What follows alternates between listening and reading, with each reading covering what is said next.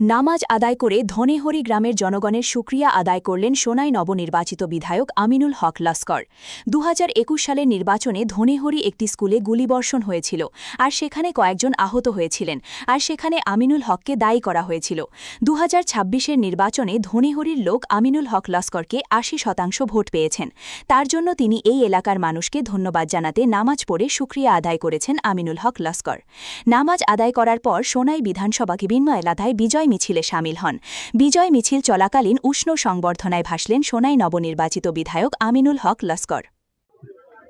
গত গত 2021 1 এপ্রিল নির্বাচনের দিন দনরি গ্রামে 463 নম্বর দনরি মধ্য বিদ্যালয়ের যেটা নির্বাচনের দিন যে ঘটনা ঘটেছিল, এখানে পুলিশে ফায়ারিং করেছিল, কয়েকজন মানুষ ইনজুরি হয়েছে। এই ঘটনা সম্পূর্ণভাবে গ্রামের মানুষের কাছে আমি একটা দায়ী ছিলাম,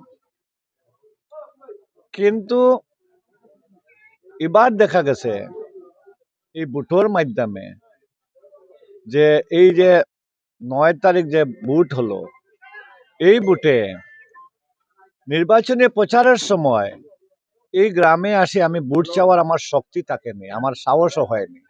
একদিন এসেছিলাম ওই গ্রামের এই বাড়িতে, এসে যাওয়ার সময় আমার একজন কর্মীকে ডিল মারে মাথা ফাটিয়ে দেওয়া হয়েছে।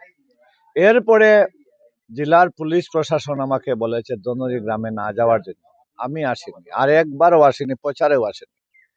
প্রচারে না আসার পরেও দনরির ভোটাররা 3টা সেন্টারে দনরির ভোটাররা শতকরা 80% ভোট আমাকে দিয়েছে। আমি কালকে যখন গণনা হলো, গণনার পরে যখন রেজাল্ট দেখলাম, সত্যিকারের আমি দনরির মানুষকে স্যালুট দেওয়ার মনে করি, আমি স্যালুট দেওয়া প্রয়োজন।